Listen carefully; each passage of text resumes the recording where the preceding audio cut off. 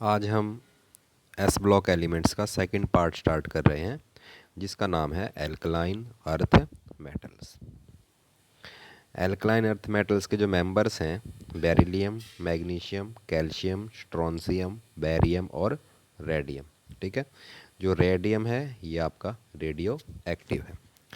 अगर मैं इसके जनरल कॉन्फ़िगरेशन की बात करूं इस फैमिली की, तो वो है मेरा NS2, जो डिपेंड करता है आउटर मोस्ट इलेक्ट्रॉनिक कॉन्फ़िगरेशन पर। बेरिलियम का जो आउटर मोस्ट इलेक्ट्रॉनिक कॉन्फ़िगरेशन है वो है 2s2, मैग्नीशियम का 3s2, फिर आपका 4s2, 5s2, 6s2 और रेडियम का क्या है 7s2।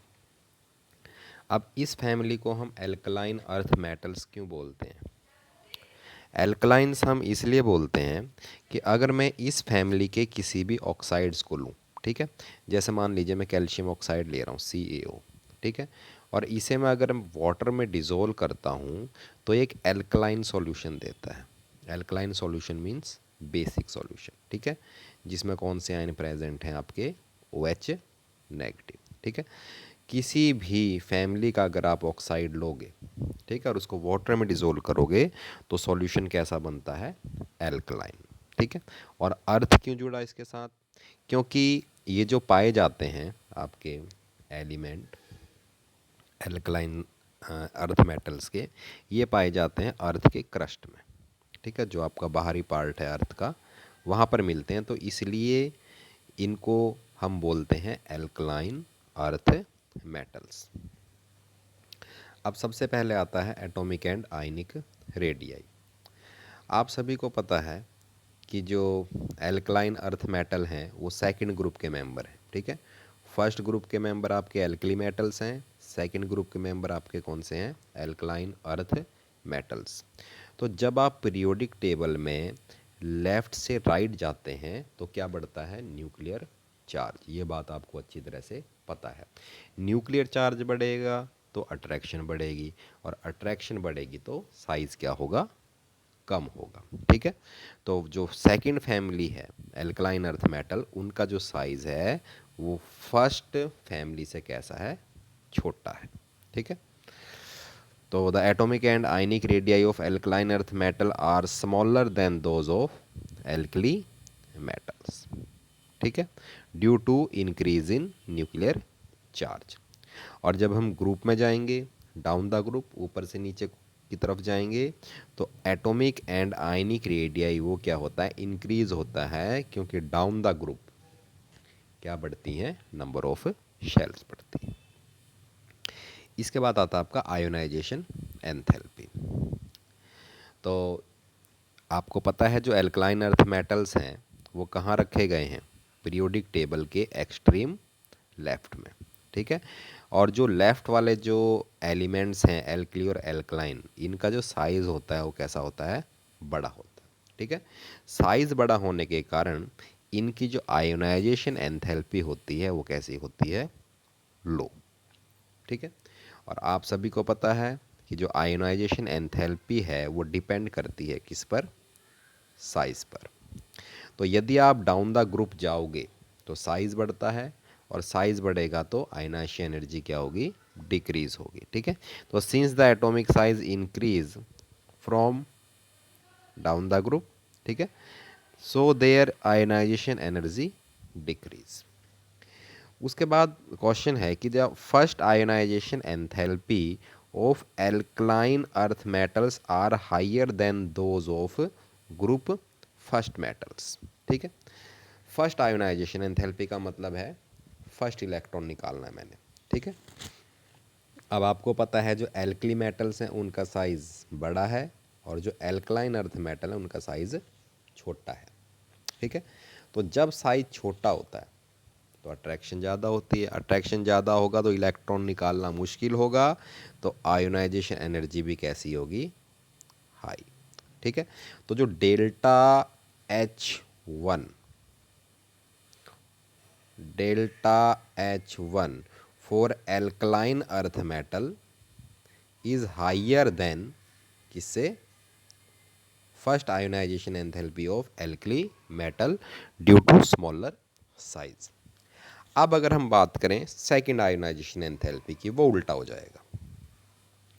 Second ionisation enthalpy delta H2 से रिप्रेजेंट कर रहा हूँ मैं इसको, डेल्टा H2 से। चलिए एग्जांपल ले लेते हैं, सोडियम और मैग्नीशियम। सोडियम आपका एल्कली का है और मैग्नीशियम आपका एल्कलाइन अर्थ मेटल का है। कॉन्फ़िगरेशन 281, ठीक है। मैग्नीशियम का 282, एक इलेक्ट्रॉन लूज करने के बाद कॉन्फ़िगरेशन 28 हो जाता है और इसमें हो जाता है 281, ठीक है। अब सेकंड इलेक्ट्रॉन लूज करना है, ठीक है। सेकंड इलेक्ट्रॉन लूज इस कॉन्फ़िगरेशन में से होगा, ठीक है। सोडियम के कॉन्फ़िगरेशन 28 में से होगा और मैग्नीशियम है उसका कॉन्फ़िगरेशन कितने में से, 281 में से होगा। तो यहाँ पर आप देखो कि एक इलेक्ट्रॉन लूज करने के बाद जो सोडियम है उसका जो कॉन्फ़िगरेशन है वो स्टेबल हो चुका है। अब ये इलेक्ट्रॉन लूज नहीं करना चाहता, ठीक है। तो अगर आप इसमें से इलेक्ट्रॉन निकालना चाहते हो तो आपको हाई अमाउंट ऑफ एनर्जी देनी पड़ेगी। हाई अमाउंट का मतलब आयोनाइजेशन एनर्जी कैसी होगी उसकी, हाई होगी, ठीक है। लेकिन अगर आप मैग्नीशियम को देखें, मैग्नीशियम का कॉन्फ़िगरेशन अभी स्टेबल नहीं हुआ है, ठीक है। अगर ये एक इलेक्ट्रॉन लूज कर दे तो इसका कॉन्फ़िगरेशन स्टेबल हो सकता है, ठीक है। तो इसके लिए क्या करता है, इलेक्ट्रॉन लूज करता है और ईजिली करता है, ठीक है। तो आप कह सकते हो कि जो सेकेंड आयनाइजेशन एंथैल्पी होगी वो एल्कलाइन अर्थ मेटल की कम होगी, किससे, एल्कली अर्थ मेटल से, ठीक है। क्योंकि एक इलेक्ट्रॉन लूज के बाद जो कॉन्फ़िगरेशन हो जाता है एल्कली मेटल का वो कैसा हो जाता है, स्टेबल हो जाता है, ठीक है। तो the second ionization enthalpy of alkaline earth metal are smaller than those of alkali metal, ठीक है। रीज़न आपको बता दिया। उसके बाद आता है आपका हाइड्रेशन एंथैल्पी। हाइड्रेशन एंथैल्पी वो एंथैल्पी है जो रिलीज होती है जब कोई आयन क्या होता है, वाटर में डिसोल्व होता है, ठीक है। और ये डिपेंड करता है साइज़ पर, ये हम पहले भी डिस्कस कर चुके हैं। जितना छोटा साइज़ होगा, ठीक है, और जितना ज़्यादा उस पर चार्ज होगा उतनी ही ज़्यादा क्या होगी उस आपकी हाइड्रेशन एंथैल्पी, ठीक है। तो जो एल्कलाइन अर्थ मेटल का जो साइज़ है वो एल्कली मेटल से कैसा होता है, छोटा होता है। तो इसलिए यहाँ पर हाइड्रेशन एंथैल्पी भी क्या होगी, ज़्यादा होगी, किससे, एल्कली मेटल से, ठीक है। तो यहाँ पर देखिए बेरिलियम का साइज़ सबसे छोटा है तो उसकी आयनाइजेशन उसकी जो हाइड्रेशन एंथैल्पी वो सबसे ज़्यादा होगी, और बेरियम का साइज़ सबसे बड़ा है तो इसकी हाइड्रेशन एंथैल्पी क्या होगी, सबसे कम होगी। अब यहाँ पर देखिए the hydration enthalpy of alkaline earth metal ions are larger than those of alkali metal ion, ये बात मैंने आपको बता दी थी, ठीक है। तो जो मैग्नीशियम और जो कैल्शियम है इनके जो साल्ट हैं ये हाइड्रेटेड फॉर्म में मिलते हैं। देखिए MgCl2 इंटू 6H2, इनकी क्या टेंडेंसी होती है, वाटर मॉलिक्यूल को अपनी ओर अट्रैक्ट करने की होती है, ठीक है। उस तरह से जो कैल्शियम क्लोराइड है वो देखिए किस फॉर्म में मिलता है, CaCl2 इंटू 6H2, कहने का मतलब है किस फॉर्म में, हाइड्रेटेड फॉर्म में। जबकि NaCl और KCl ये हाइड्रेट नहीं बनाते, ठीक है, क्योंकि इनका साइज़ बड़ा होता है और इन पर चार्ज भी कैसा होता है, कम होता है।